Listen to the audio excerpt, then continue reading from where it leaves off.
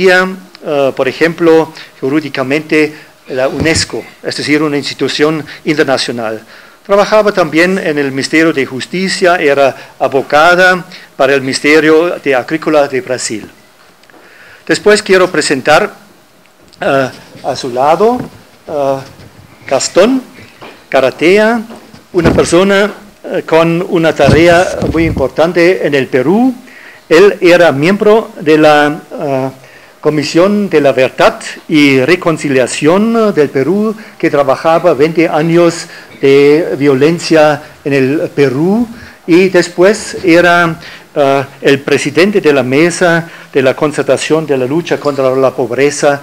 Es decir, tenía una tarea muy importante para el desarrollo del Estado peruano y para el Estado de Derecho. Como cuarta persona quiero presentar aquí el señor José Antonio Martín. José Antonio Martín es magistrado emérito de la Sala Segunda del Tribunal Supremo de España y magistrado del Tribunal Supremo allí, y es profesor de Derecho Civil en Madrid. Es miembro, es comisionado de la Comisión Internacional de Juristas. Y además muy experimentado, como varios de esas personas que están aquí, experimentado en delegaciones internacionales que tenían que observar e investigar sobre los derechos humanos. Como quinta persona quiero presentar a la señora Dana Brown de los Estados Unidos. La señora Brown es directora ejecutiva de US Office on Colombia, es decir, ella trabaja allá en los Estados Unidos con todo lo que es la relación y los derechos humanos en Colombia, es decir, una persona muy experimentada también, como trabajaba también por Amnesty International en los Estados Unidos. Y era coordinadora del Comité de los Estados Unidos con América Latina. Como próxima persona quiero presentar a Janet Bautista. Janet Bautista es miembro del Comité Ejecutivo de la Cumbre Mundial de los Defensores de Derechos Humanos. De esa manera, una persona con mucha experiencia a nivel internacional, y es directora de la Fundación Naira Bautista, que se preocupa para los desaparecidas forzadas y trabaja en varias instituciones nacionalmente e internacionalmente en este tema de derechos humanos, especialmente de los desaparecidos. Como próxima persona quiero presentar a Monseñor Nel Beltrán, obispo de Sincilejos. Él es presidente de la Comisión de la Conferencia Episcopal de Colombia, la Comisión por la Pastoral Social. Es decir, una comisión que se preocupa de lo social en todo el país de Colombia. Y de esa manera también trabaja mucho a nivel internacional, porque esta comisión está vinculada con muchas instituciones y conferencias episcopales mundialmente, y de esa manera trabaja también con la Conferencia Episcopal de Alemania. Como octava persona quiero presentar el padre Gabriel Izquierdo, jesuita, y creo no es necesario decir mucho porque ustedes seguramente lo conocen. Es exdirector del CINEP de aquí y también profesor de teología de la Universidad Javeriana. Como último, una palabra para mí. Yo, José Sayer es mi nombre. Trabajé más de 14 años para la Conferencia Episcopal de Alemania como director de Misero, es decir, una institución de la conferencia para el trabajo de desarrollo en América Latina, África, Asia y Oceanía, y en ese trabajo está incluido mucho lo que son los derechos humanos. unas palabras con respecto a nuestra motivación. Cada miembro de esta comisión internacional tiene su historia personal y especial con respecto a los derechos humanos. Por ejemplo, 2 personas tienen víctimas en su propia familia. Víctimas muy cercanas y eso afectaba su vida personal, afectaba la vida de su familia y cambiaba mucho también en su pensamiento.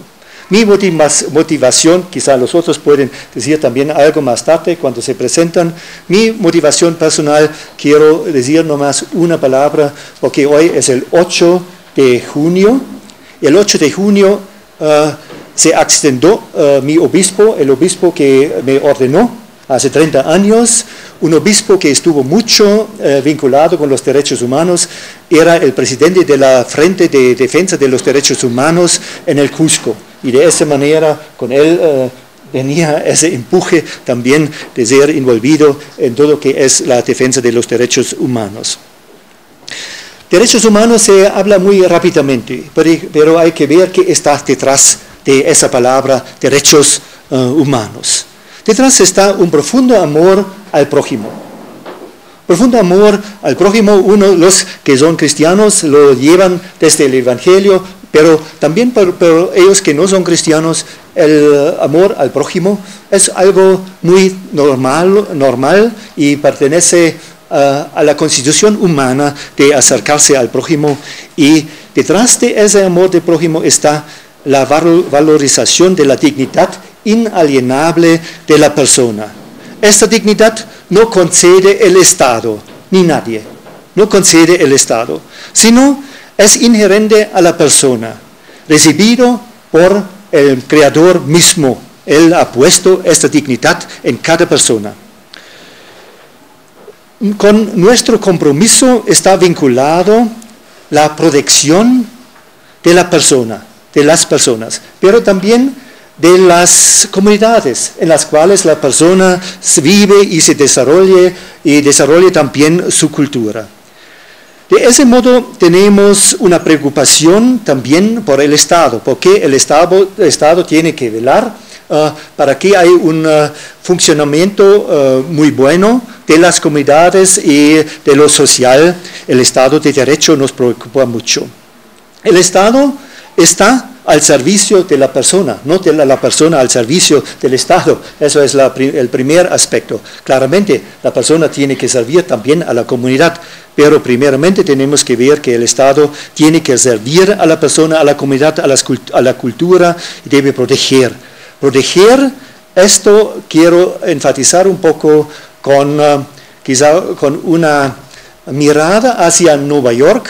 Cuando en Nueva York las Naciones Unidas celebraban 60 años de la Declaración de los Derechos Humanos, fue invitado el Papa Benedicto XVI y allá en su discurso magnífico hablaba mucho sobre la protección de la persona como un derecho fundamental o una obligación fundamental del Estado. El Estado no puede ya dejar al lado la protección de las comunidades, de las culturas, de las etnias y de las personas y familias que viven en su territorio, pero también tienen que velar, cada Estado tiene que velar también por la protección a nivel internacional. No es una cosa nomás que un Estado se preocupa nomás de la protección que pasa dentro, sino tiene que velar también hacia afuera. Creo eso también es un aspecto importante para Colombia. El Estado no puede funcionar sin una buena organización de la sociedad civil. La sociedad civil aporta al funcionamiento del Estado. En la sociedad civil hay instituciones que apoyan la defensa de los derechos y estos se organizan. Nosotros teníamos la tarea de auditar una de esas organizaciones, es decir, el colectivo de abogados, es decir, CAJAR. Era para nosotros importante ese trabajo y con mucho gusto hicimos, porque CAJAR no es una cosa chiquita nomás, sino es una institución internacionalmente bien reconocida y da ejemplo a otras instituciones o organizaciones, no solamente en su tierra acá en Colombia, pero también internacionalmente. Nuestra pregunta era cómo se desarrollan este colectivo, su trabajo, su misión. Su trabajo nacionalmente, pero también internacionalmente. Por esto conversamos y visitamos las oficinas, conversamos con la gente allá, pero también visitamos y entrevistamos nosotros con varias instituciones de Colombia. Primeramente, por ejemplo, hay que mencionar el vicepresidente de la República o el ministro de Justicia, porque decíamos la defensa de derechos humanos compete mucho al Ministerio de Justicia y de ese modo tenemos que ver cómo es la relación del Ministerio de Justicia con los derechos humanos y con CAJAR, por ejemplo, y con las otras organizaciones de los derechos humanos aquí en este país. Hablamos con la viceministra del Ministerio del Interior, la coordinadora de los fiscales delegados ante la Corte Suprema de Justicia, el director de Asuntos Internacionales de la Fiscalía General de la Nación. Hablamos con la jefa de la Unidad de Derechos Humanos de la Fiscalía Internacional de la Nación. Hablamos también con el director de la Unidad de Derechos Humanos de la Policía Nacional, el coronel Arango. Me han dicho que él está presente. Muchos saludos a él. Sí. Nosotros nos entrevistamos también con expertos nacionales e internacionales. Y no voy a mencionar todos, sino solamente una persona a nivel internacional, por ejemplo, el representante, hablamos con el alto comisionado de las Naciones Unidas acá. Pero, ¿qué sería una auditoría si no hubiéramos hablado con las víctimas y representantes de víctimas? Y eso era una parte muy hermoso a un lado y a la vez muy conmovido y a veces muy chocante que ellos nos contaron. Esas conversaciones eran importantísimas para todo nuestro trabajo, para que podíamos desarrollar nuestro trabajo, nuestra auditoría. Y creo los colegas que van a presentar ahora el trabajo de la comisión van a continuar y después entramos en una conversación. Ustedes pueden preguntar y quizá también dar sus opiniones. Usted va a continuar.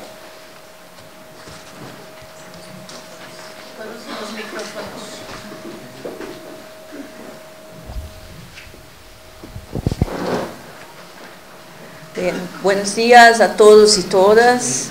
Como Joseph ha dicho, yo me llamo Soraya Méndez, yo soy de Brasil, soy abogada brasileña.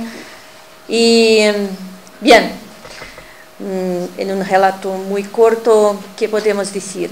En esta semana nosotros estuvimos con muchas autoridades de Colombia y hablando con el ministro de la Justicia, con el señor vicepresidente y todas las demás autoridades. Hemos oído que en Colombia es un Estado social de derecho. Esto es una cosa que nos quedó alguna duda. Porque, de otro lado, como ha dicho Joseph, nosotros oímos también muchas víctimas de violaciones a los derechos humanos. Oímos con mucha tristeza muchos de los relatos que nos hablaron los campesinos, indígenas, políticos, periodistas, sindicalistas, ambientalistas. Bien, que me tocó hacer como abogada y que nos tocaba hacer. Por lo mínimo, procurar en la Constitución colombiana si esto era la verdad. Entonces, empezamos por la Constitución colombiana, y la Constitución colombiana sí se dice que Colombia es un Estado social de derecho. En Colombia sí es un Estado democrático, un Estado social de derecho que organizado en una forma republicana, democrática, pluralista, participativa. Pero hay que preguntar, ¿cuáles son las exigencias de un Estado social de derecho? Porque decir que es un Estado social de derecho, ante todos los testimonios de tantas violaciones, es una cosa que se queda como vacía.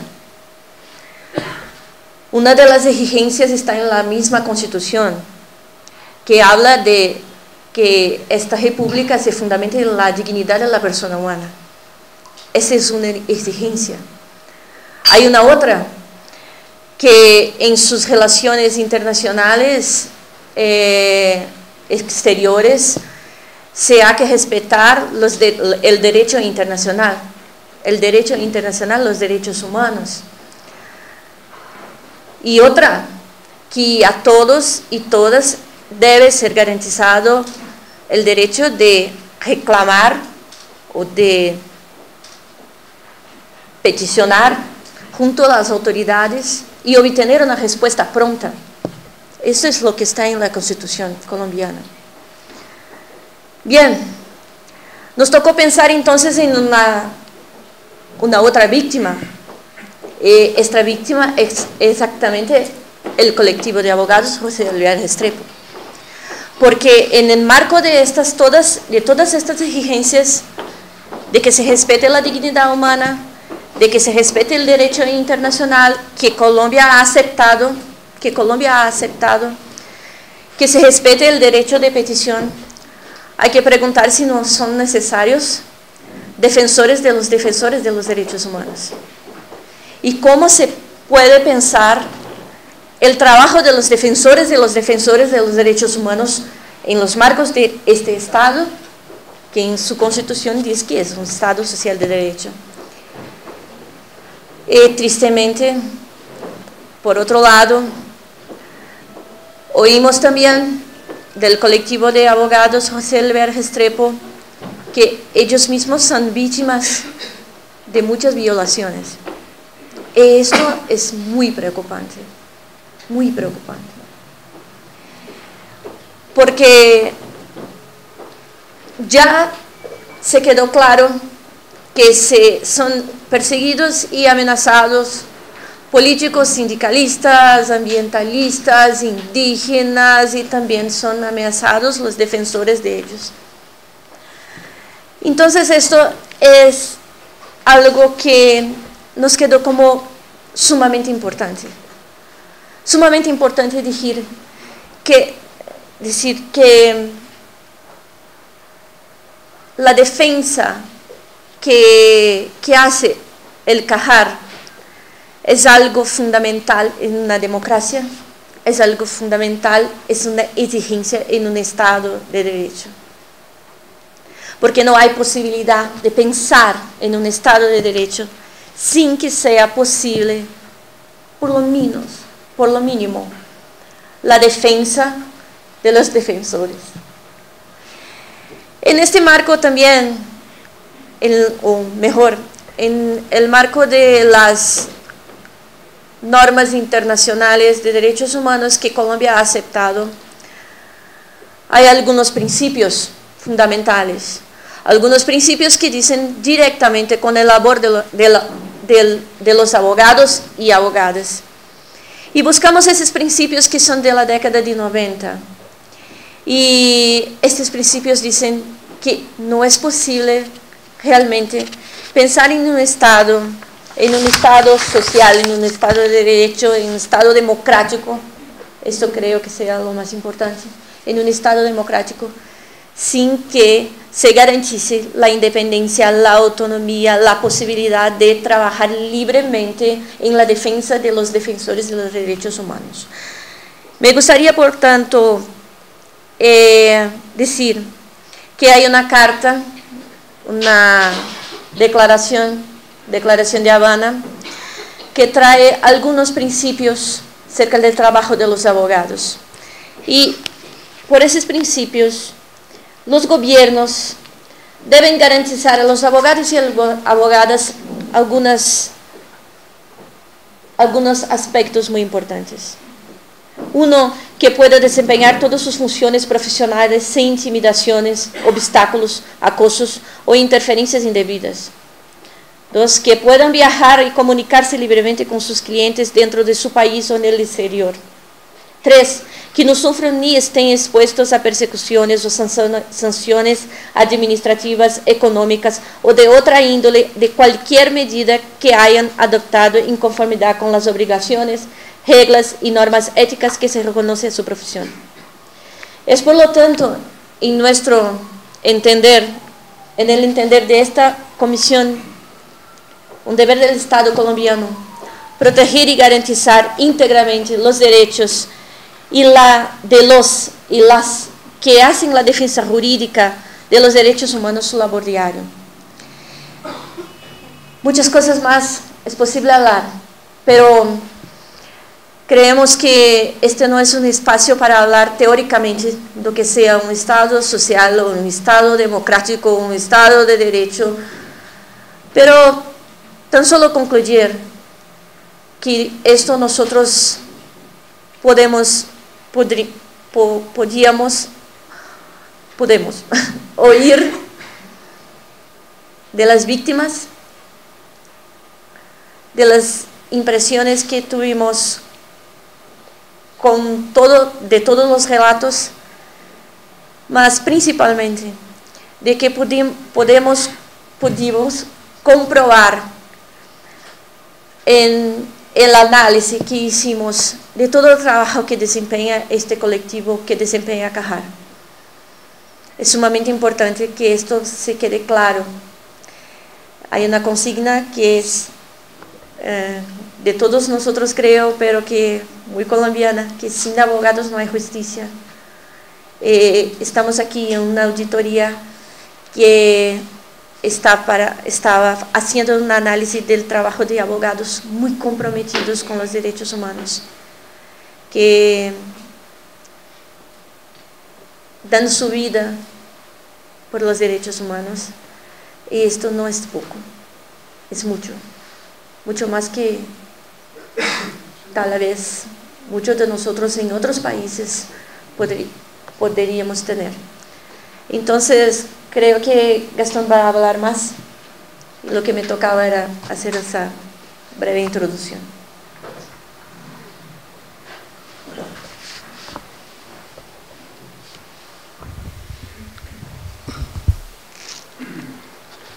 Buenas tardes. Somos muy conscientes que estamos en un país que sufre conflicto armado desde hace muchos años. Y este conflicto armado no es solo un hecho casual, sino es un hecho pues que trae efectos terribles en cuanto a la pérdida de vidas y a la comisión de graves violaciones de los derechos humanos e infracciones en el campo de lo que se llama el derecho internacional humanitario. Por eso sentimos que la vida aquí en Colombia se desarrolla en una cultura de intolerancia, de exclusión, de marginalización. Y esto es muy serio, porque todos los ciudadanos tienen derecho a vivir tranquilos e integrados en un país que les dé los beneficios que debe dar.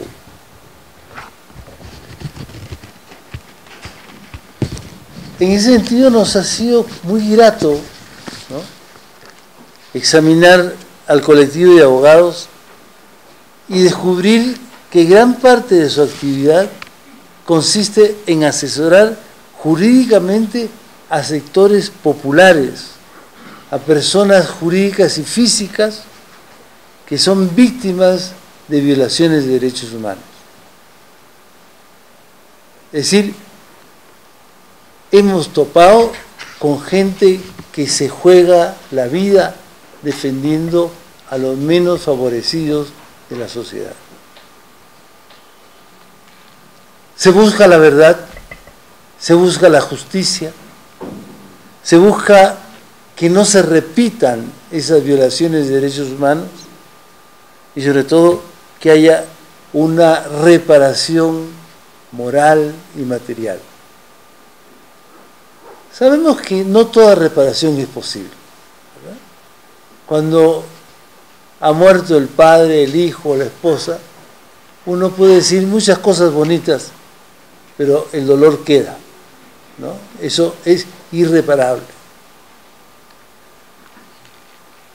Y sobre todo lo que se busca, y que esto es muy importante para todo el mundo, es que se erradique la impunidad.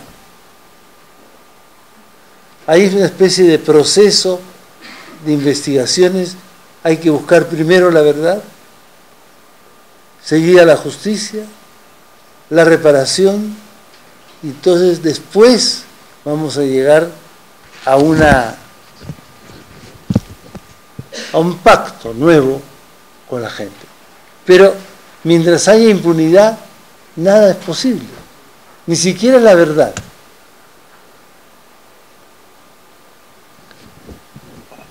Mirando los estatutos del colectivo de Cajar, que sus objetivos son sociales, abarcan las luchas sociales, las luchas reivindicativas, buscan la realización de los derechos humanos, es decir, que los derechos humanos no queden como un cuento bonito, sino que se apliquen en la vida de esas personas que fueron victimizadas. Y eso nos ha dado mucho gusto encontrarnos con gente que tiene eso claro y que sabe que eso no se hace por decreto. Hay que buscar los decretos evidentes, pero eso hay que luchar, ¿verdad? Y que la lucha tiene que ser fructuosa. No basta decir.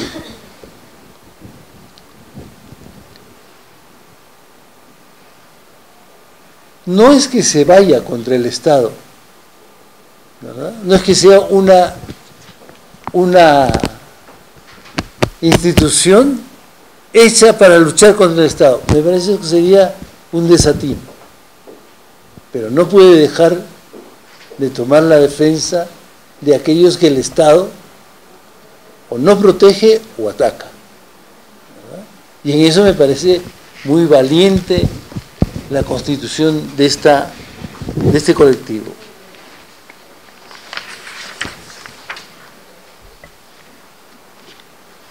Pasa en nuestros países y en Colombia también, ¿no?, que muchas veces los gobiernos y los actores poderosos descalifican la legítima acción de defensa de los derechos humanos.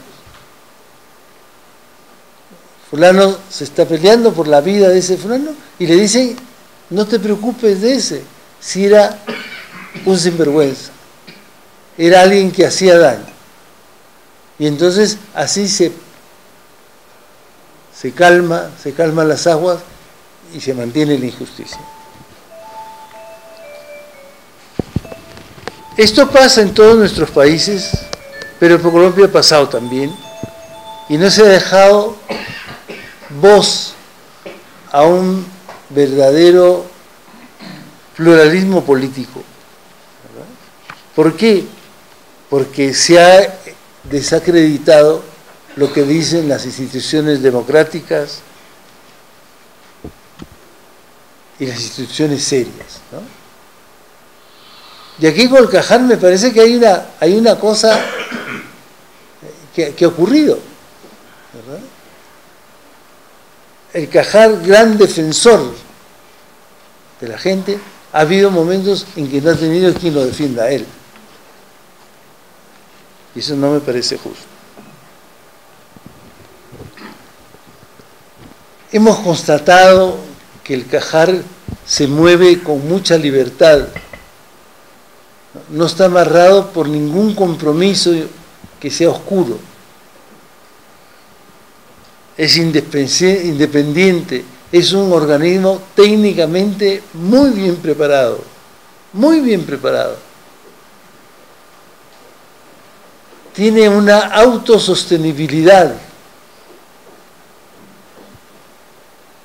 pero que después cuando veamos la parte financiera se vea un poquito más cómo ellos se las han arreglado para ir haciendo que lo que se gana sea puesto en común para que así puedan tener una sostenibilidad que les alcance a seguir trabajando. Es gente que está comprometida con la paz. Y digo, en un país que tiene tantos años de violencia, eso es fundamental. Y compromiso por la paz significa trabajo de pacificación, ir creando con mucha lucidez las fuentes de la paz. La paz nos trae a los latinoamericanos una cosa muy de acuerdo a lo que decimos. La paz nos trae democracia. Y sin democracia no hay paz. Así lo sentimos en este momento.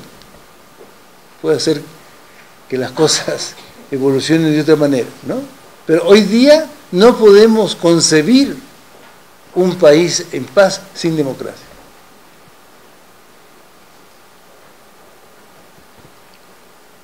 Y esta democracia va a fundamentar en el concierto nacional la dignidad de la persona humana.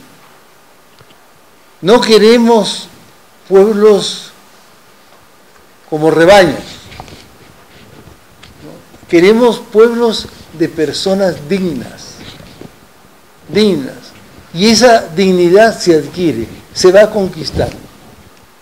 Y creemos que la obra del Cajar es realmente muy buena. Hay un trabajo profundo, un trabajo muy laborioso, ¿no?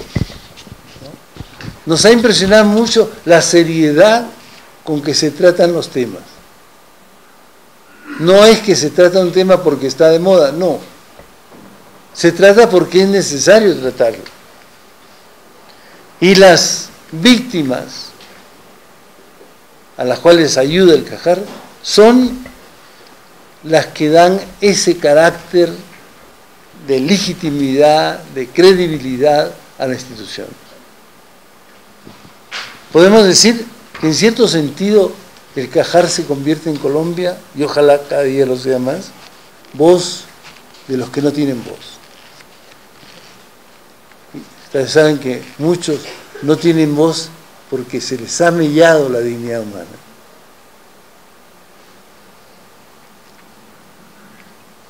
Sabemos, pues, cosas que hubiéramos querido no saberlas, ¿no? Sabemos que han atacado al Cajar con cosas indebidas. Se les atacó mucho en la masacre de Mapiripán, ¿no? Y eso ha dejado heridas, porque los del Cajar son personas humanas, ¿verdad? Y se les ha hecho de todo. Se les ha insultado con los peores insultos. Sin embargo, la Comisión Internacional de Derechos Humanos, la Corte Internacional, ha dejado claros algunos temas. Que los hayan engañado en un momento, claro que es posible, pero no los han engañado en todo. Y eso me parece que es muy importante decirlo. No es una institución engañada, no, señores. La Corte dejó en claro que había desapariciones forzadas, ejecuciones sumarias, desplazamientos forzados, torturas y la realización de una masacre, de crímenes negados por diferentes sectores, invisibilizados. Las víctimas fueron invisibilizadas en su ser humano y en sus derechos.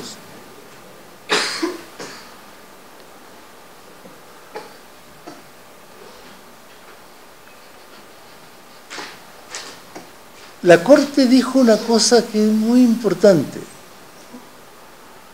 que la responsabilidad internacional va por el lado del Estado colombiano, porque de acuerdo a las acusaciones es al Estado a quien le corresponde esclarecer la verdad, de buscar esas víctimas desaparecidas y darle todo el sentido de su desaparición.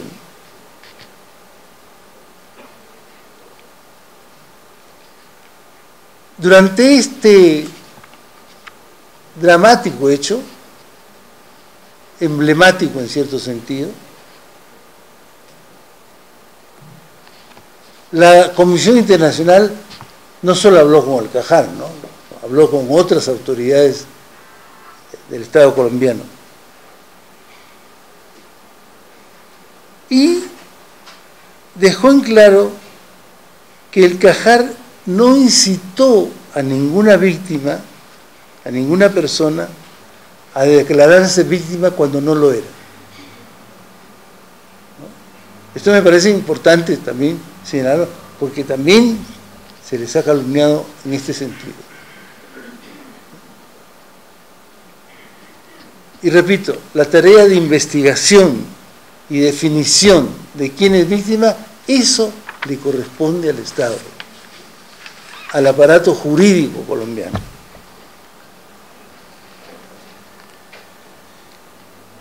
En este sentido nos parece que este colectivo de abogados ocupa un lugar único en la sociedad colombiana.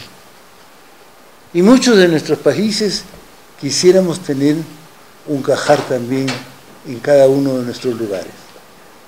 Es decir, tener la seguridad de una institución que limpiamente obra en favor de los más necesitados que no tienen ese recurso a la justicia.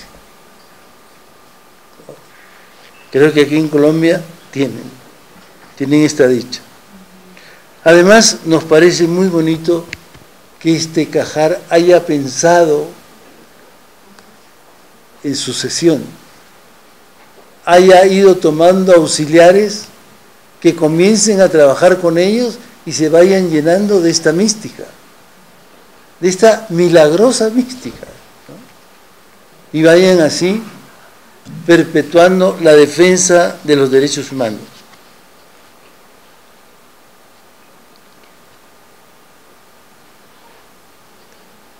Esta Comisión Internacional quiere resaltar que de las respuestas que nos han dado las autoridades se desprende que ninguno miembro del Kahar ni la institución tiene causas judiciales pendientes. Esto me parece que es bastante importante para que este organismo camine con pie firme. A nivel internacional hay que señalar, y me parece debe ser muy conocido por todos ustedes, que el Kahar ha recibido muchos galardones internacionales, ¿verdad? Es decir, es una institución que todos los pueblos del mundo admiramos y estamos dispuestos a sostener con nuestra palabra y con nuestra presencia. Muchas gracias.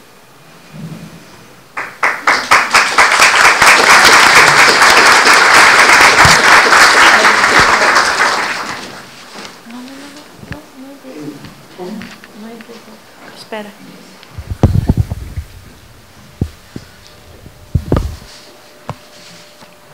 Bueno, mi nombre es Helen Max, soy de Guatemala y tal como me presentara Monseñor Joseph, soy administradora de empresas. Y previo a involucrarme y comprometerme con el tema de los derechos humanos, trabajé en negocios, en empresas, gerencié proyectos de desarrollo habitacional de corte popular antes del asesinato o la ejecución extrajudicial de Mirna. Entonces, me corresponde a mí hablar sobre la verificación financiera que hicimos al CAJAR. Desde esa perspectiva, en la comisión tuvo acceso a todos los estados financieros y administrativos del CAJAR de los últimos 5 años, más todas las auditorías, más las cuentas personales de los abogados, más otras 3 auditorías de por lo menos 3 firmas auditoras más reconocidas a nivel internacional. Desde esa perspectiva pudimos constatar la transparencia con que se trabaja y con que se han manejado los fondos. Pero lo que más me ha sorprendido, y lo digo yo también desde mi experiencia en Guatemala, ha sido no solamente el tema de la transparencia, la innovación que han tenido de los, dijéramos, no son honorarios, de las reparaciones o de los cosas que yo le llamo, de las indemnizaciones, perdón, de las indemnizaciones que reciben son invertidas en un fondo social para darle una autosostenibilidad a la ONG. Eso a mí me parece innovador, nos parece innovador a toda la comisión, porque viniendo de una ONG sabemos lo difícil, especialmente de derechos humanos, lograr una autosostenibilidad. Y ellos con las indemnizaciones que reciben, y además con cuentas muy transparentes y muy de frente, como la parte ética de hablar con sus clientes, quedan muy claros que ese porcentaje es invertido en un fondo social para su autosostenibilidad. Eso es realmente, no solamente es favorable para las agencias de cooperación que muchas veces dan y dan por fondos, pero todos los que sabemos cuándo se litigan los casos, un caso nunca se litiga en 1 año, ni en 2 años como a veces se presentan los proyectos ante la cooperación. Por ejemplo, han pasado 15 años, 20 años para que un caso llegue a juicio. En mi caso concreto, por ejemplo, duré 14 años. Y ojalá en Guatemala hubiera tenido un colectivo de abogados que me hubiese podido ayudar. Soy gente de clase media, profesional, y sin embargo no tenía capacidad de pagar los honorarios que me cobraban los abogados. Tuve que aprender derecho y siempre dije que no quería ser abogada por eso, porque tampoco quería ser absorbida por el sistema judicial de Guatemala. Pero esto lo que hace es reiterar nuevamente el compromiso del colectivo de abogados al tema de los derechos humanos, la solidaridad, y le ofrece a las víctimas esa oportunidad de exigir, porque estamos exigiendo, o se exige, los derechos civiles y políticos. Por ejemplo, en Guatemala a mí me acusaban de ser comunista. Yo dije, sí, si exigir mis derechos civiles y políticos, exigir justicia, es ser comunista, pues seré comunista y lo seré toda la vida. Eso es lo que le pasa a las víctimas invisibilizadas aquí en Colombia, que no tienen oportunidad muchas veces de poder exigir esos derechos, precisamente por la invisibilización. Y cuando estábamos discutiendo todo el tema de lo que significa el Estado social de derecho, Estado democrático de derecho que hay aquí en Colombia, y cualquier Estado de derecho lo significa es que todos somos iguales ante la ley. No pueden haber ciudadanos de primera, segunda y tercera categoría. Y aquí lo que ha pasado con las víctimas, aquí como en muchos países, es que las víctimas se convierten no solamente en ciudadanos de tercera, sin acceso, ni siquiera a poder a ejercitar estos derechos, que son derechos civiles y políticos, en última instancia derechos humanos.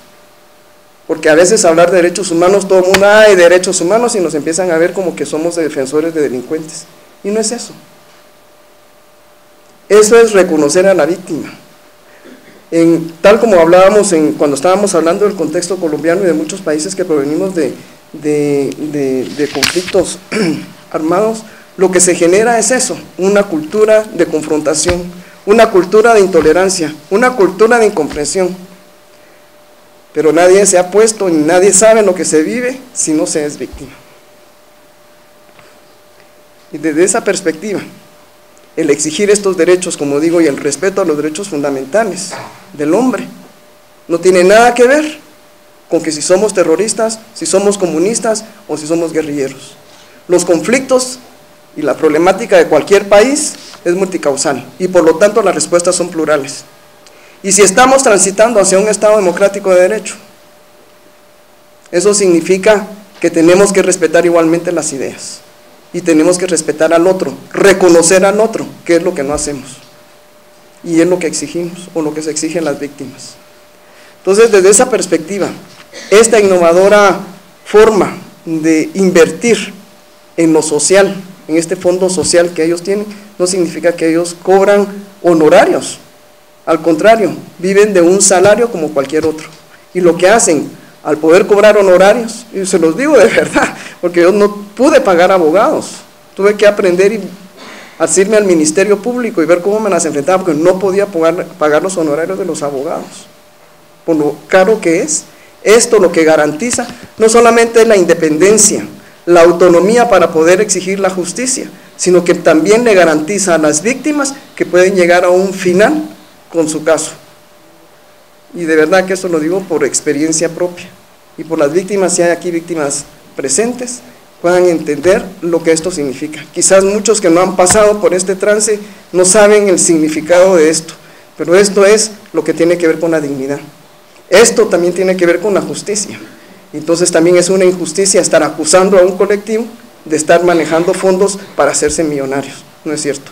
Las cuentas creo que son lo suficientemente transparentes, y una de las recomendaciones obviamente es que cualquiera que pueda ir al colectivo y quiera ver sus cuentas podrán estar disponibles las cuentas para demostrar el buen manejo de los fondos, y al contrario, la comisión felicita al colectivo por el manejo transparente e innovador en el manejo de sus fondos. Luego hacemos unas recomendaciones, y por lo tanto voy a leerlas para no desviarme. Primero le hacemos unas recomendaciones al colectivo, y les queremos incentivar a que sigan desarrollando su labor de defensa de los derechos humanos a favor de las víctimas, y que siga fortaleciendo su trabajo de formación de defensores y sus contribuciones al movimiento social. Hubo una de las beneficiarias del colectivo, por ejemplo, que se expresó, palabras más, palabras menos, pero decía: el colectivo es una muestra de amor, de solidaridad, y lo que es mejor, de compartir sus conocimientos hacia los demás en esta escuela de estudios sociales. Por eso es que les incentivamos a que continúen con esa labor. Yo entiendo lo que ustedes están pasando, yo pasé exactamente lo mismo, no es fácil, pero es necesario para construir nación, para construir cultura. Entonces les incentivamos a que sigan, a que se fortalezcan, no duden que tienen el apoyo de mucha gente, incluyendo la nuestra, para la situación difícil en la que están pasando.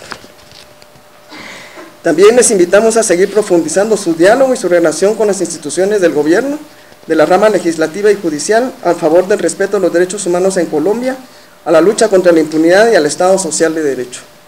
Y decimos esto porque es a través del diálogo, nuevamente insisto, en que tenemos que ser coherentes con nuestra vida, tener unidad de vida, no es fácil. Y eso es lo que también tenemos que exigirle a los funcionarios de Estado.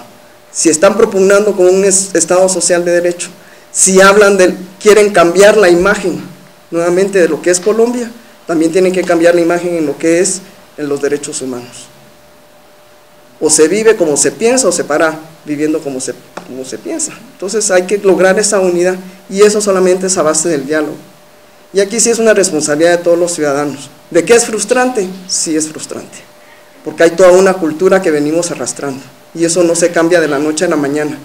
Pero por eso seguimos incentivando y seguimos invitando al colectivo que no desmayen en ese esfuerzo, y de que profundicen su relación y su diálogo con esos funcionarios de alto nivel que sí pueden lograr o hacer una diferencia en donde estén. Luego al Estado colombiano le pedimos que inste a sus funcionarios públicos y a los ciudadanos y ciudadanas que se abstengan de hacer declaraciones difamatorias y legitimadoras en contra de los defensores y defensoras de derechos humanos, y muy en particular con el CAJAR, ya que esto no contribuye a esta cultura de paz que se quiere fomentar. También le urgimos que reconozca públicamente la existencia y sufrimiento de las víctimas de las desapariciones forzadas, de las ejecuciones extrajudiciales y otras violaciones de derechos humanos y derecho internacional humanitario, tal como es el caso de la masacre de Mapiripán. La revictimización es lo peor que se puede hacer. De que hay errores, pero nunca se hizo con una mala intención. Y como se dijera aquí anteriormente, nunca hubo una mala fe, nunca hubo por parte del CAJAR, que nos conste, de querer incentivar para poder lucrar, como dijera una declaración de un funcionario de Estado. También le recomendamos al Estado colombiano su integración y compromiso a las instancias internacionales, y le invitamos a valorizar el aporte de los mismos al Estado social de derecho en la lucha contra la impunidad y el fortalecimiento de los valores constitucionales. Y de los valores constitucionales está esta parte democrática. No podemos seguir diciendo todos, yo soy democrático, mientras se haga todo como yo quiero, ¿verdad? Eso es lo que pasa. Ahí es donde comienza la confrontación, ¿no? A los medios de comunicación le pedimos que fomenten una cultura de paz y entendimiento mutuo en sus declaraciones públicas sobre los defensores y las defensoras de los derechos humanos, avalando la legitimidad y la legalidad de su labor. Y en la comunidad internacional les pedimos que acompañen al CAJAR en su lucha por promover nuevas generaciones comprometidas con la causa de los derechos humanos, la erradicación de la injusticia, la impunidad y el fortalecimiento del Estado de Derecho y la democracia en Colombia. Muchas gracias, y antes de terminar solo voy a hacer un comercial. Antes de salir vamos a ver un documental sobre la masacre de Mapiripán y después viene el refrigerio. Entonces, muchas gracias. Oye, me están diciendo que no es así. ¿No es así? Ah, perdón. Me faltó el espacio de preguntas y respuestas para que, si alguien tiene preguntas para nosotros.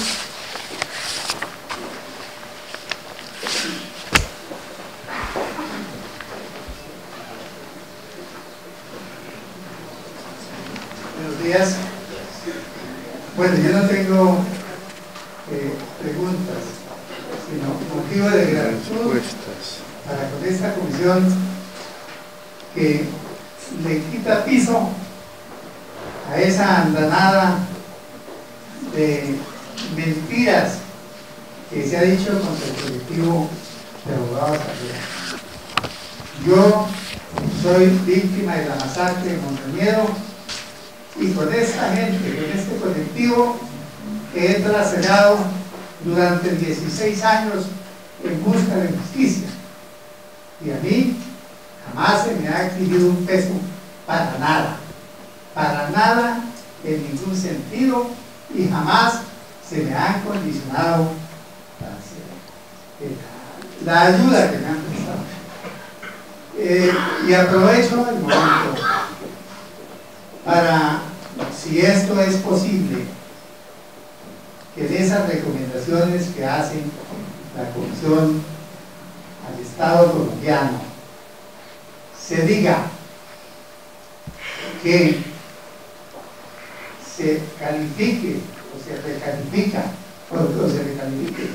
o se diga que los secuestros, las torturas, las desapariciones y la muerte alevosa de las 6 víctimas de la masacre de Montañedo son un crimen de lesa humanidad cometidos por algunos, digo la palabra algunos porque todo el mundo no es lo mismo, por algunos malos miembros de la Policía Nacional, que confundieron la labor de defender la vida, la honra y los bienes de las gentes con el asesinato. Por eso me preocupa ahora que se ha aprobado el fuero militar que ya existía. Yo soy suboficial del Ejército en retiro. conozco las instituciones militares por dentro y sé que en el artículo 221 de la actual Constitución Nacional existe el fuero militar, que consiste en que quienes cometan delitos por razón del servicio, los militares activos serán juzgados por tribunales militares. Pero si ahora van a extender ese fuero a otra clase de delitos, no sé a qué clase de delitos lo van a extender, entonces, ¿qué vamos a hacer nosotros, los que hemos ya padecido la actitud de unos señores policías que se les ocurrió cualquier día capturar sin orden escrita de autoridad judicial competente, de torturar a unos seis muchachos que la mayoría eran estudiantes, y después ejecutarlos y quemar sus cuerpos para que no se pudieran reconocer después los cadáveres, lo que es una desaparición forzada? Ahora van a tomar eso como si fueran actos del servicio, o yo no sé cómo lo van a calificar. Me da miedo, me da temor.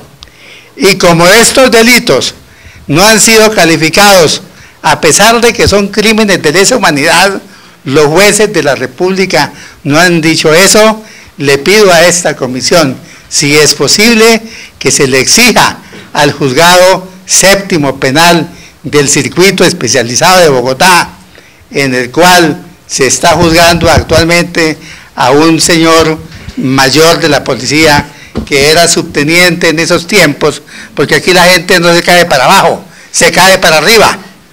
De subteniente ahora ya es mayor, y entonces está que ojalá se califique eso como crimen de lesa humanidad, para que aquellos delincuentes que están libres porque simplemente fueron llamados a calificar servicios, los retiraron por voluntad del gobierno, que no fueron ni siquiera destituidos, que ese crimen figure como de lesa humanidad, para que no vayan a quedar impunes, para que se les sancione y no desprestigien a una institución como la policía, que merece respeto, merece consideración.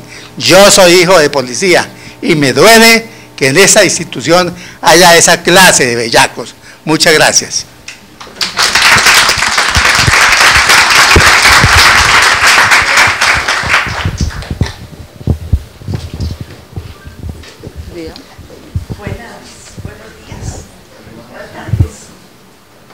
Mi nombre es Gloria Gaitán.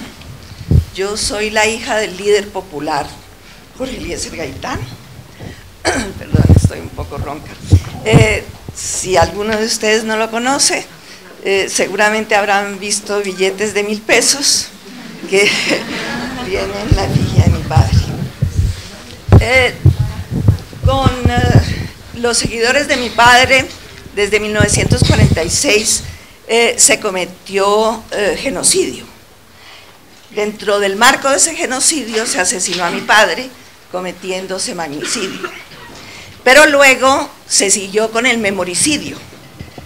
Y el memoricidio es muy corriente en Colombia, que no es solamente perseguir a las víctimas, sino a la familia y a los herederos de la víctima. Y ha sido un proceso que he vivido desde hace 64 años. Y ahora quienes me defienden, porque esto no ha cesado, ha sido el colectivo de abogados José Alvear Restrepo. José Alvear Restrepo es una persona muy importante para nosotros los gaitanistas, porque él era el que le ayudaba a mi padre, que era un gran penalista, en sus procesos cuando su vida política no le permitía consagrarse a las defensas penales, sino ya en el debate final. Por lo tanto, me parecía justo hacer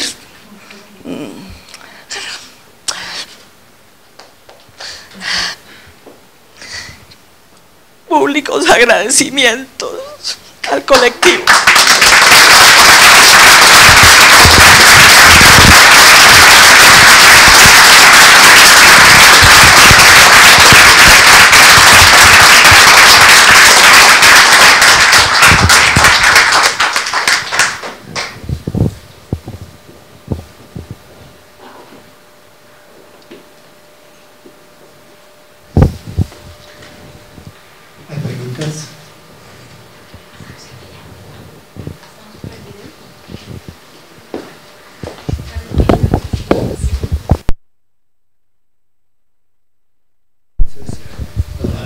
El padre Gabriel quiere decir una palabra.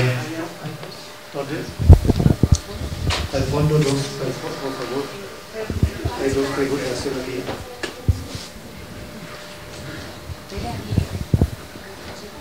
Es que tenemos un problema. No, ¿verdad? Bien. Buenos días, buenas tardes. Buenas tardes.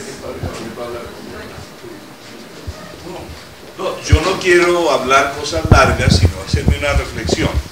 Detrás de todos estos trabajos de los abogados hay una cantidad de personas que se están moviendo, trabajando continuamente, auxiliadores o como sea. Yo quería, antes de que nos fuéramos, agradecer y pedir un aplauso a nuestra querida secretaria ejecutiva de la comisión, Charlotte Iverne, que es francesa, que nos ayudó a inspirarnos, a trabajar, a cumplir con todas las cosas. Bueno, y yo sí, un abrazo profundísimo al colectivo, ¿no? Los quiero, los estimo y hay que seguir adelante. Gracias.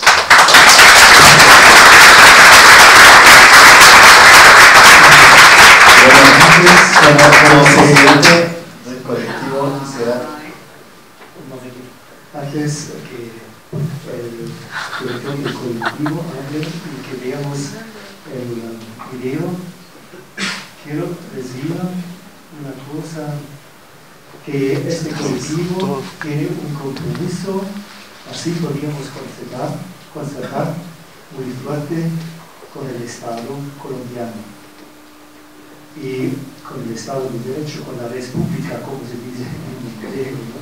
Y creo eso podríamos constatar, el Estado y los diferentes sectores donde estuvimos han expresado en nuestras conversaciones también su respeto con este colectivo de caja de abogados. Y para nosotros sería una cosa muy buena si estos sectores podrían hablar, por ejemplo, también el vicepresidente lo dijo, que no digan nomás con nosotros cuando estuvimos allá en la comisión, sino que digan esto también públicamente, porque eso sería un respaldo para todo el trabajo de derechos humanos, y creo que un Estado puede, como Colombia, puede ser feliz de contar con grupos que defienden los derechos humanos así. Sabemos muy bien que no es siempre fácil la crítica y recibir las críticas y retornar las críticas, pero para el funcionamiento del Estado de Colombia creo es muy bueno, y sería también una solicitud que esos sectores que hablen públicamente sería una buena protección, como dijo el Papa Benedicto XVI delante de las Naciones Unidas, una buena protección para ellos, para su trabajo y para la construcción de este Estado. Gracias.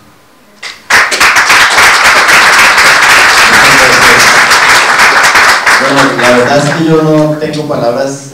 Sé que hay personas que quisieran hablar, hacer preguntas. Yo los invitaría a que al final vamos a tener un refrigerio, si quieren hablar con algunos de los miembros de la comisión. Yo no tengo palabras para agradecer a estas 9 personas, a estos 9 humanistas, hombres y mujeres que tienen una gran experiencia, que tienen un gran recorrido, que nos han regalado mucho tiempo leyendo documentos previos, que nos han regalado una semana física en Bogotá, que han tenido que leer cosas, muchísimas informes, documentos, auditorías, etcétera, y que nos han producido un informe que nos va a ayudar indudablemente muchísimo, no solamente el colectivo de abogados, sino los defensores de derechos humanos en general en Colombia. Les agradecemos infinitamente toda la humanidad que ustedes tienen, toda su experiencia desde la magistratura, desde el derecho, desde las iglesias, como obispos, como víctimas también que se han organizado y se han remontado para defender los derechos humanos, por este informe, por este gran cariño, esto es un trabajo benévolo. Ellos son personas muy importantes, muy ocupadas y que han hecho este regalo al colectivo, y nosotros de verdad que no tenemos palabras para expresarles el cariño. En esta semana nos han hecho muchas recomendaciones, aparte de las que aparecen aquí públicamente, que nos van a enriquecer, que nos van a permitir seguir adelante. Agradecerle muchísimo a las víctimas que están aquí presentes y a todas las que están ausentes, que son nuestra razón de ser, por la confianza, por el cariño, por el aprecio que siempre tienen por nuestro trabajo. Nosotros seguiremos como siempre haciendo lo que tenemos que hacer, siempre en las manos de las víctimas, seguiremos creyendo siempre en las víctimas, en su buena fe, en sus derechos. Y bueno, los invito a ver un video que ha preparado otro gran amigo de nosotros, Juan Pablo Morris y su equipo de Contravía. Este video no va a ser el que va a salir en la televisión ya al aire en el programa, pero es casi el video que va a salir al aire en la televisión, y les pedimos un poquito de paciencia. Son 20 minuticos de este video y luego pues nos retiramos. Y les agradecemos a todas y a todos su presencia, y desde ya prometo que no voy a hablar más. Gracias.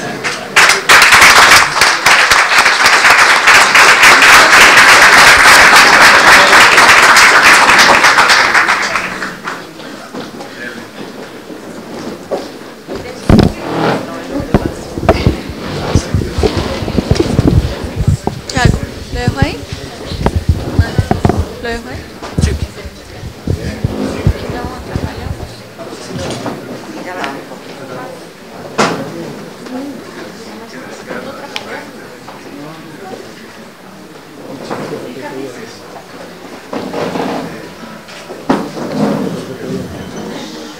Este es Mapiripán, un pueblo de casi 11.000 habitantes, de los cuales solo 1.900 viven en el casco urbano, ubicado en el departamento del Meta, sur oriente de Colombia. Este lugar ha estado en los titulares de la prensa nacional e internacional desde 1997, cuando fue el escenario de una masacre, en la que los paramilitares desplegaron la operación militar más grande realizada por cualquier actor armado ilegal en la historia de la guerra en Colombia. Y recientemente, porque una de las personas que declaró ser víctima de la masacre resultó no serlo.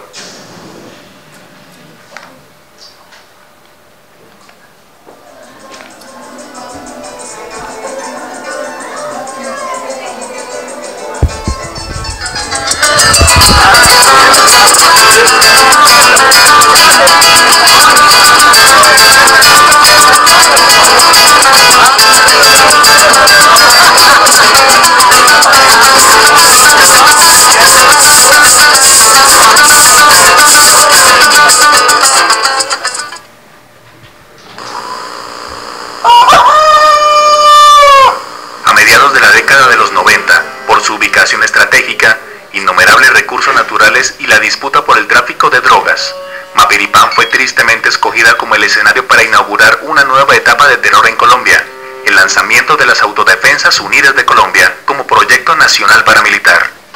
Mapiripán es como el primer gran paso después de la consolidación ya nacional de las AUC y después de la consolidación regional en Córdoba y Urabá. De acuerdo con las declaraciones del paramilitar confeso Pedro Alex Conde Anaya, en enero de 1998, un grupo de paramilitares y el sargento Juan Carlos Gamarra Polo, encargado de la inteligencia del batallón Joaquín París, se habrían reunido para planear una de las masacres más cruentas de la historia del país. Para la fecha, ya eran conocidos los fuertes vínculos de la Brigada Séptima del Ejército Nacional, ubicada en Villavicencio y comandada por el general Jaime Humberto Uzcategui Ramírez, con el paramilitarismo. Así lo contó la perito Robin Kirk ante la Corte Interamericana de Derechos Humanos. Cuando se llevó a cabo la masacre de Mapiripán, la 7ª Brigada con base en Villavicencio era de las que más activamente apoyaba a los grupos paramilitares. Además, era dirigida por oficiales de alto rango considerados entre los más capaces e inteligentes dentro de las Fuerzas Armadas colombianas. Y fue con este patrón que los paramilitares cometieron la masacre de Mapiripán, una tragedia que, como muchas otras en Colombia, fue anunciada.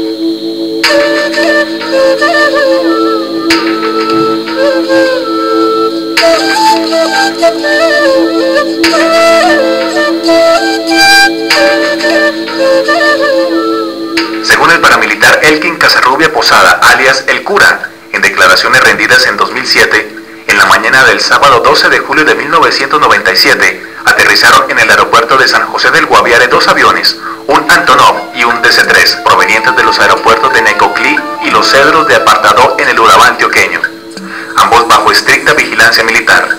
De ellos, se bajaron aproximadamente 100 paramilitares armados de cuchillos y machetes que desembarcaron provisiones.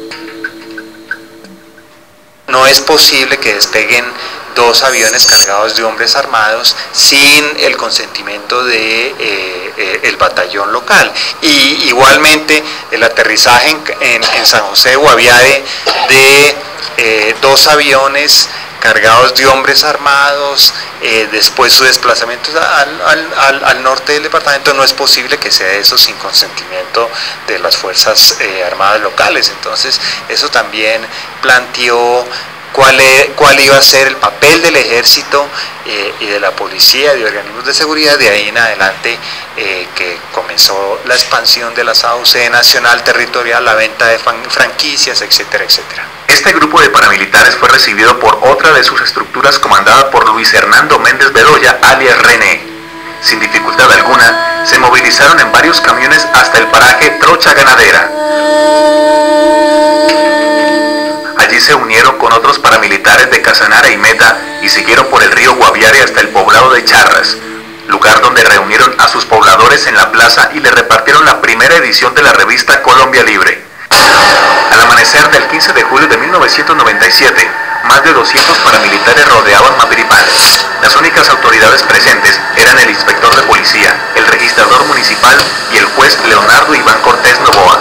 A partir de ese momento, y por 6 días, los paramilitares sometieron violentamente a la población.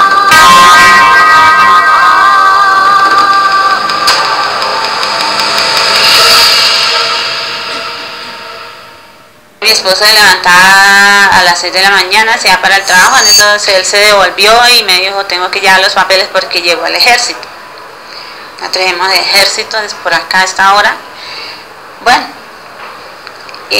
ya por la tarde cuando él llegó del trabajo a la casa ya me dijo que ellos no eran ejército, que ellos ya eran paramilitares. O sea, ya se empezó a llenar el pueblo de terror.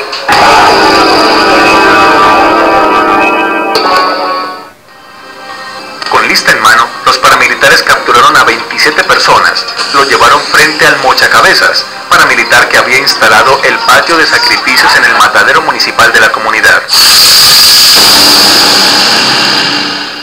Estaba lavando los trastes y escuché las noticias que hubo una masacre en el municipio de Mapiripán. Entonces yo decía, masacre. Entonces, que se sabe de las 3 primeras víctimas de la masacre, el señor Sinaí Blanco, Ronald y un señor apodado Catumari. Entonces yo dije, Catumari es mi papá.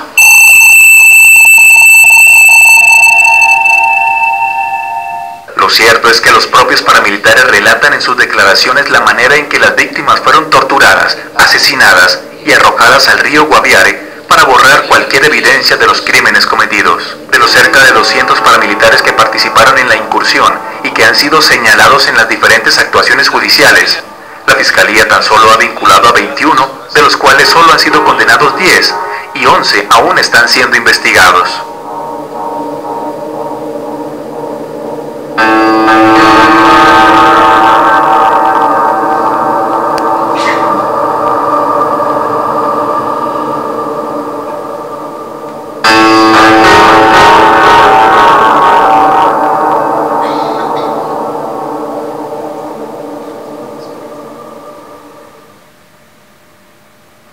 Reconocer la masacre y ser condenado en el 2003 a 40 años de prisión fue Carlos Castaño. Meses después de la masacre, el comandante de las AUC relataba así lo que fue para él una acción de guerra. Fue el combate más grande que han tenido las autodefensas en su historia. Nunca habíamos dado de baja a 49 miembros de las FARC, ni recuperado 47 fusiles. Va a haber muchos más mapiripanes, todo dentro del avance y del esquema que tenemos de ir llegando a donde haya guerrilla. Eso es fiel a nuestros principios. Donde haya guerrilla, habrá autodefensas. Pero Castaño no es el único responsable. Arnoldo Vergara Tres Palacios, alias Mochacabezas, también fue condenado a 40 años de prisión. Posteriormente, en el 2008, fue condenado a 25 años Elkin Casarrubia, alias El Cura, quien confesó su participación mencionando que tanto él como los demás paramilitares enviados desde Urabá fueron entrenados por Raúl Emilio Hasbún, alias Pedro Bonito, cuya sentencia está en trámite. Salvatore Mancuso es otro de los jefes paramilitares que confesó su participación y se encuentra a la espera del fallo condenatorio. En declaraciones recientes ha señalado al empresario de las Esmeraldas, Víctor Carranza, y al general retirado Rito Alejo del Río, que para la época de los hechos era comandante de la Brigada 17ª con sede en Urabá, y uno de los militares más afectos a la organización armada, según afirmó Ever Velosa, alias HH. Como yo, todos comandantes de autodefensas también en versiones. Entonces jugó un papel muy importante en la expansión de la autodefensa a nivel nacional. Una persona muy cercana a la autodefensa, una persona muy cercana a Carlos, muy cercana al interior de la autodefensa. Entonces creo que fue una figura, un personaje importante para el grupo de autodefensas en su momento de crecimiento. En lo que concierne a los militares involucrados, en el 2003, el Juzgado Segundo Penal del Circuito de Bogotá condenó a 40 años al coronel Lino Sánchez, comandante de la Brigada Móvil número 2, y a los sargentos Juan Carlos Gamarra Polo y José Miller Urueña a 32 y 22 años respectivamente. Posteriormente, en el 2007, fue condenado también a 40 años el cabo Leonardo Montoya. Pero sin duda, el oficial de más alto rango que por primera vez ha sido condenado por un crimen de lesa humanidad es el general Jaime Humberto Uzcategui, comandante de la 7ª Brigada del Ejército con sede en Villavicencio, quien en decisión de segunda instancia en el 2009 fue condenado a 40 años de prisión por el Tribunal Superior de Bogotá.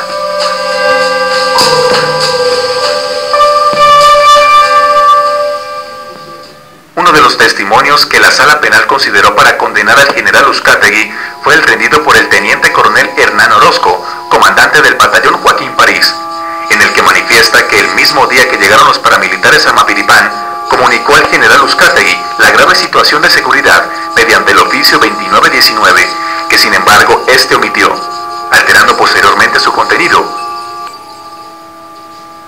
En el mismo fallo de Uzcategui se confirmó la condena por 40 años de prisión del coronel Hernán Orozco, quien se encuentra en calidad de asilado en Estados Unidos, luego de llegar a un acuerdo de cooperación con el Estado colombiano y este le permitiera salir del país. Sectores vinculados a las fuerzas militares y al exgeneral Uzcategui han tratado de vincular al colectivo de abogados José Alvear Restrepo como promotor y ejecutor del asilo de Orozco. Sin embargo, varios hechos contradicen esas versiones.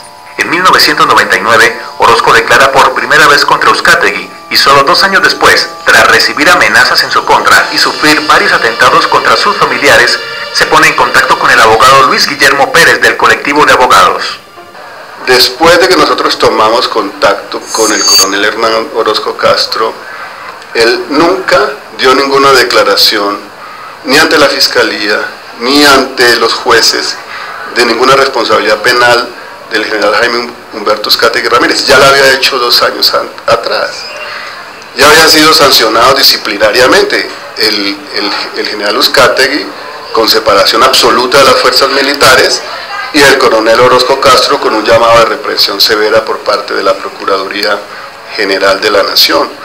Así que las afirmaciones del general Uzcategui de que nosotros compramos el testimonio de Orozco Castro porque queríamos, entre comillas, comer general, pues no son ciertas. Nosotros solicitamos unas medidas cautelares para el coronel Orozco ante la Comisión Interamericana de Derechos Humanos. La coadyuvancia en relación con sus problemas de seguridad fue también solicitada por la propia Fiscalía General de la Nación. La Unidad de Derechos Humanos solicita al programa de protección de la propia Fiscalía pues que hagan lo necesario para proteger al teniente coronel Hernán Orozco Castro. La propia Fiscalía le precluye en su momento la investigación y Orozco Castro sale del país en 2002 con el apoyo del Ministerio del Interior, con el apoyo de la Embajada de los Estados Unidos y con una preclusión que ya le había dictado a su favor la Fiscalía General de la Nación. Nosotros en la Fiscalía en algún momento tuvimos algunos convenios con el gobierno de los Estados Unidos, con el gobierno de Canadá, entre otros, para nosotros cuando consideremos que puede darse un caso de asilo, remitir a las personas a esas instancias, a esas representaciones diplomáticas, para que sean ellos autónomamente y de forma independiente y sin injerencia de la Fiscalía General de la Nación quienes decidan la conducencia de otorgar ese derecho. Después de 15 años de ocurrida la masacre, la Fiscalía General de la Nación no ha individualizado ni identificado el número real de víctimas, a pesar que la Corte Interamericana de Derechos Humanos lo ordenara en el año 2005, en la sentencia que condena al Estado. Inicialmente solo identificó a 5 víctimas. En el 2002 relacionó 20 y en el 2010 reconoció 74 posibles víctimas. Hay un informe que presentó el general Uzcategui de un teniente de inteligencia militar, quien conoció de la llegada de los paramilitares a Mapiripán y quien dice que las víctimas de Mapiripán fueron más de 30. Desde el día 15 de julio del 97, este documento es del coronel Calderón, del teniente Calderón. Lo que pasa es que firma con un seudónimo y con un organismo de fachada, porque él estaba encubierto, incrustado en la población. Hablan del asesinato de 30 personas.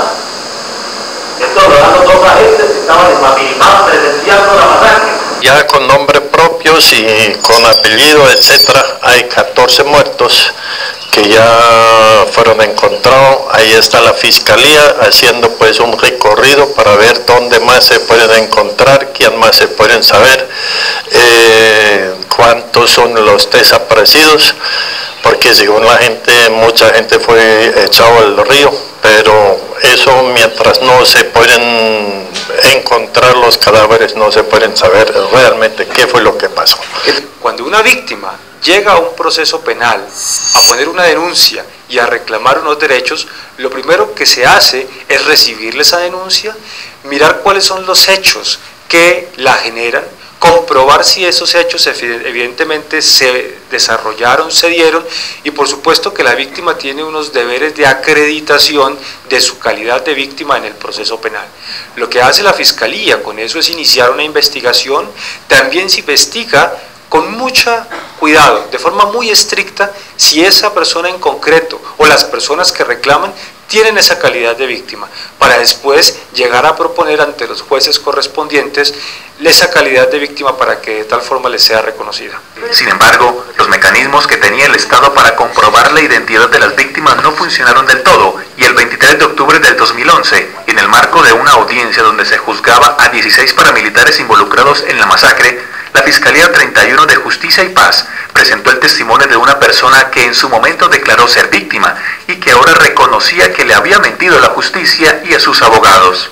Mariela Contreras es el testimonio clave de este proceso. Ella admite que mintió para cobrar indemnizaciones de 3 familiares supuestamente asesinados durante la masacre. La mujer asegura que le dijo al colectivo de abogados que su esposo fue asesinado en la masacre y que sus 2 hijos fueron desaparecidos. Doña Mariela supo desde un principio, 2 meses antes de la masacre, que su esposo fue asesinado por la guerrilla de las FARC. ¿Usted le dijo a ellos, les aclaró que su esposo, la guerrilla le había dicho a usted que lo había matado?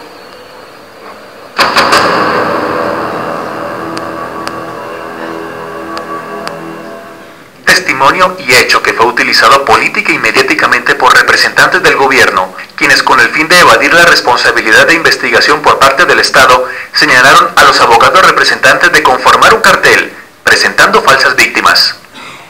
Le he pedido a la canciller que informe oficialmente de estas revelaciones al secretario general de la OEA y que ponga este tema en la agenda de la próxima reunión de cancilleres. Tema de mucha gravedad.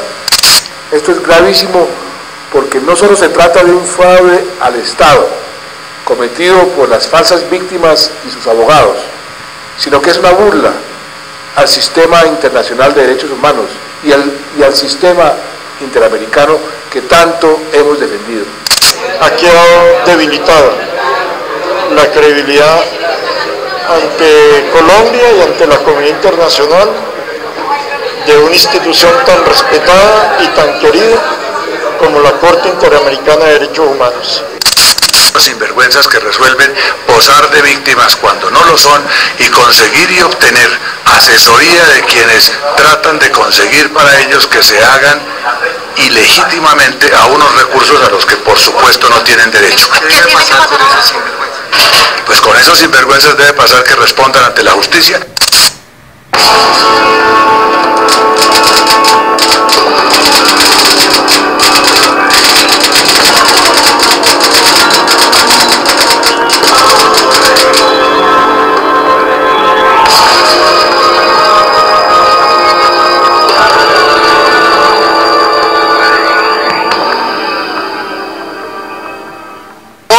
Después de 32 años de trabajo, de lucha permanente, de opción de vida que hombres y mujeres hemos hecho para que efectivamente en Colombia cese la impunidad de tantos crímenes, es una infamia que nos digan que nos lucramos del dolor de las víctimas. No, eso no es cierto. Trabajamos en un contexto muy difícil, nos sometemos a un riesgo personal y de nuestras familias, y por eso nos mueve son los principios éticos de vida, éticos de humanidad y éticos porque cese la impunidad de estos crímenes. Nosotros tenemos un compromiso con las víctimas, nosotros no vamos a dejar a las víctimas en esta lucha contra la impunidad y estamos allí y por eso estamos abiertos a que nos revisen nuestras cuentas personales, estamos abiertos a que esta organización tiene unos principios éticos y filosóficos que las han orientado y que en ningún caso, y que somos importantes para la construcción de democracia, para la construcción de Estado social de derecho. ¿A qué le tiene miedo el Estado con el trabajo que desarrollamos los defensores y defensoras de derechos humanos en Colombia? Me pregunto hoy. El colectivo de abogados José Albert Restrepo ha sido masiva y sistemáticamente perseguido debido al trabajo que hacemos representando víctimas en tribunales nacionales y en instancias internacionales, buscando que los máximos responsables respondan por sus crímenes y mostrando la responsabilidad del Estado y la alianza con los grupos paramilitares. Todo este trabajo es el que ha provocado esa pertinaz persecución contra el colectivo de abogados.